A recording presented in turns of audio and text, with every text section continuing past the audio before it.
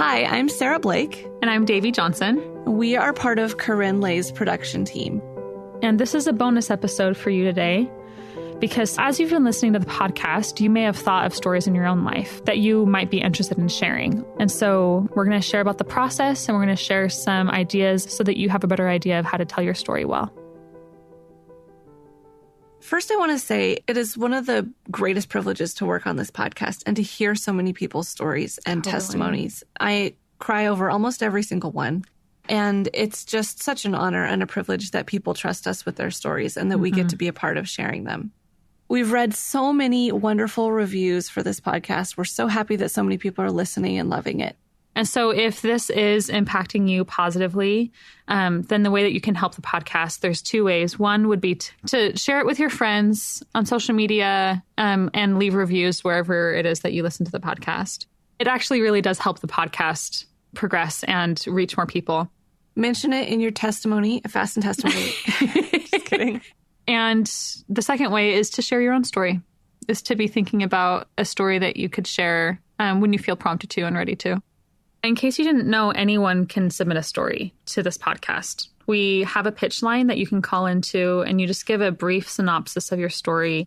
A little bit of what the process looks like is we listen to that synopsis, and then we can contact you and work through your story. And we coach you to be able to tell your story the best that you possibly can. Okay, so let's give people some tips about how they can become a storyteller. Because you are a storyteller. Okay. You just might need to practice a little bit.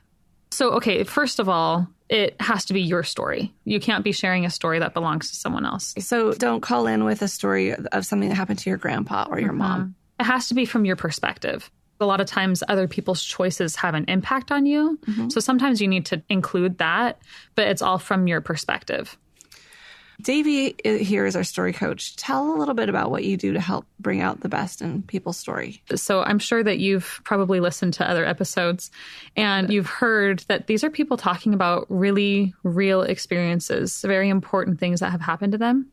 And it's kind of hard to tell in a clear way because you're so close to it. But there's some basics that can kind of help you understand how to tell it in a clear way. So one thing that we talk about a lot is following the story arc. So if you remember from like 9th grade English class, the story arc, and you have a beginning, a middle, and end, an exposition at the beginning where we learn the facts and the details. So we set up the story. It kind of paints a visual picture. We imagine the person in the situation. And then we have some kind of conflict or obstacle and some kind of intention of what they want. And that's the rising action of the story while we go through that. And then it usually comes to some kind of climax, something that happens, and then falling action and a resolution at the end. And because this is a storytelling podcast capturing what it is like to live the gospel, the resolution often has a bit of a testimony to it, kind of wrapping it up with what you learned from the experience or from the story.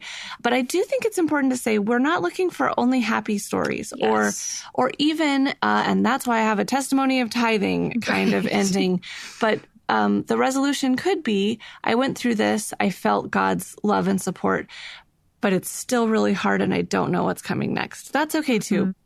I love that it's called This is the Gospel because it's change. It's these experiences that really change us. So in that story, I think what Sarah was talking about with the resolution is we want to hear about that change. And sometimes it's not resolute yet, right? Like you're still in the process of the change.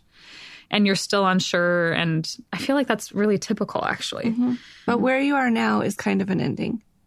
Other things that have made stories really powerful are detail. Corinne always says, paint me a picture with your words. So don't just say, I arrived in a small village in Morocco.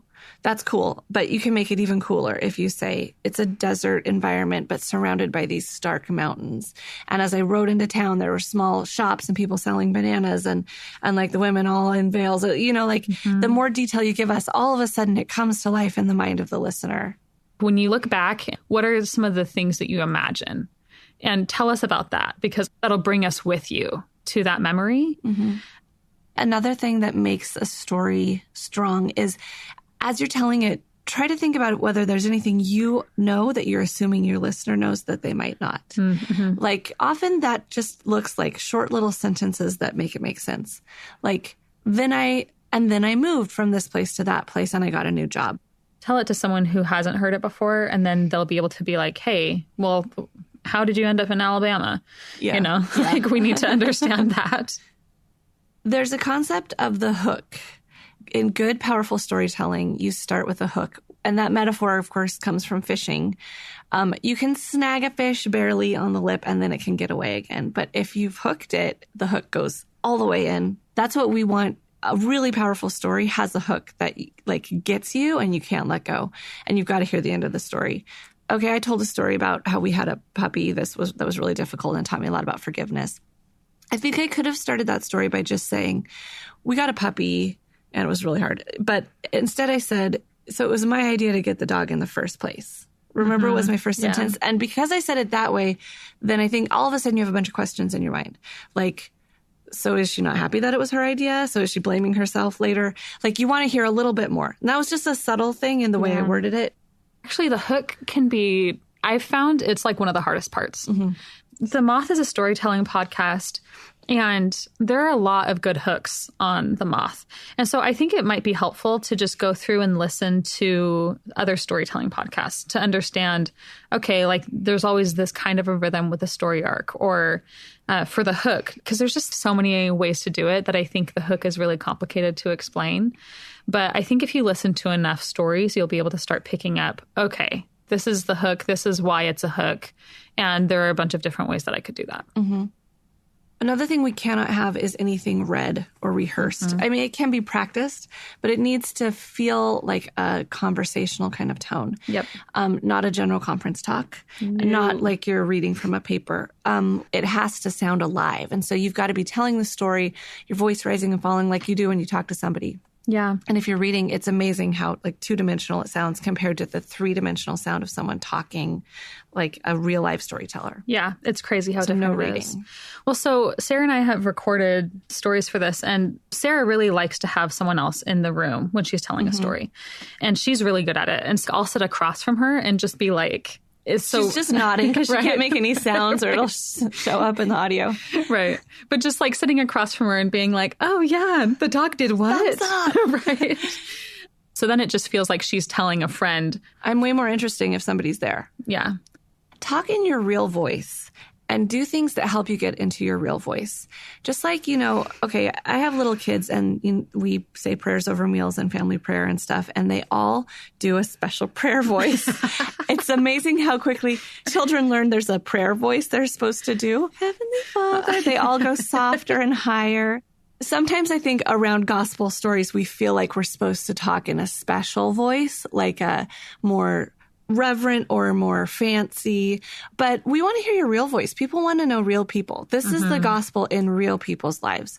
So if you say dude all the time, then say dude in your story. Right. Don't feel like you are supposed to talk a certain way. Right. A lot of people say like. Those are super easy to edit out. So I would so much rather have a story that sounds real that I just edit out occasional ums and likes. And a lot of times we don't even have to edit those out because that's just how people talk. So don't worry about that. And we promise we'll make you sound as smart as you are. Be prepared to hate the sound of your recorded voice. I like to say that I sound like a 12-year-old who's been smoking a pack a day for 20 years. It's not a beautiful voice. Young but experienced. Yeah, everybody goes through a shock of this is what I sound like. But get past it. You'll get comfortable. And then I think you start to hear I love my voice. I love the way I really sound. You'll get there and you'll feel proud of your voice on. Be forewarned, sometimes we can't use every story. Sometimes it's maybe too similar to one we've already recorded or planning to use, or it doesn't fit with an episode theme that we have going on for a while, but we'll always save them. But we do have to make some decisions like that. So please also, nobody should get their feelings hurt if a story if we're not able to use it at a certain time. Yeah, absolutely. And if we aren't able to use a certain story, that doesn't mean that you can't call in with a different story too. So let's talk about some of the upcoming episode themes. So we try to map out themes and topics for the podcasts a while in advance, several months in advance. And then we want to put the call out there and have you, the listeners, submit some stories through the pitch line. And we're not going to tell you, we're not going to define what this means. These are themes, and if they give you ideas, then run with it. Because we actually want them to feel different. We want a variety of stories in every episode. So if any of these themes spark a story in your mind, totally call in. Yeah. So the first one is, it's the little things. You know how people talk about in relationships that they're like, I came home and there was a single daisy on the table. And then they say, it's the little things, you know? But from God. It's the daisies on the table from God. The next one is to the rescue. Something that you felt saved and rescued, or that you were able to help in the rescue of someone else. Mm-hmm. Then the next one we have is in the line of duty. And this one is going to air right around Memorial Day. So if you are a service member and you have a story that you feel like could relate to the theme, we'd love to hear the story, but it's not only for service members. We don't want the story of something your grandpa did or your dad, or this has to be a first person story. Okay, the next one is how the internet has impacted our faith. And then the last one is the kindness of strangers. It kind of speaks for itself. I think so. Okay, so those are 5 topics for the next couple of months. We have a few other stories in the works. Then we'll do another episode and we'll talk about other themes to come in the future. Mm-hmm. For now, just know we want to hear from you. We can't wait to hear your stories and to get to know you and feel like friends. We feel like we're like, I feel so connected best to all friends of these with everybody people. we've heard a story from. I just feel so impressed by everyone who has shared a story so far, including the ones that we have not used. I'm surprised at how much it has blessed my personal life. I just feel like my testimony is greater. And so I feel personally really grateful. Thank you to everyone who has already participated. You're blessing so many lives. So I'm going to close by reading the part Corinne always reads. If you have a story to share, whether it's funny or touching or miraculous, we'd love to hear it. Call our pitch line at 515-519-6179 and leave us a message with a short synopsis of your story. We've heard from so many of you that this podcast is making a difference in your day. If so, please take the time to leave a review on the Apple Podcast app or anywhere you listen to your podcast and tell your friends. It will help more people find us. See, I suddenly started reading. Like, could you tell the difference? Please don't do that in your stories. I fell asleep, baby. If you're feeling like, man, I feel like I should share this story, but then you start thinking, well, but it's stupid because of blah, blah, blah, blah, blah. Just share it anyway. We'd love to hear it. And we really value all of the stories that come in on the pitch line. Yeah. And also, as you think about or work on a story, pray about it. Mm-hmm. If you've read the reviews, you see how many people's lives this is touching. That's powerful. And I believe Heavenly Father cares about the way we help each other by sharing our experiences and the answers and blessings He's given us. And if you pray, I know that if you pray for help about telling and sharing a story, He'll help you with that too. Yeah, absolutely. So that's it. We hope this was helpful to you. We hope you see yourself as a potential storyteller. Yes. We want to hear from you, and so do other people, because you have a story to tell. Yes, everyone has a story to tell.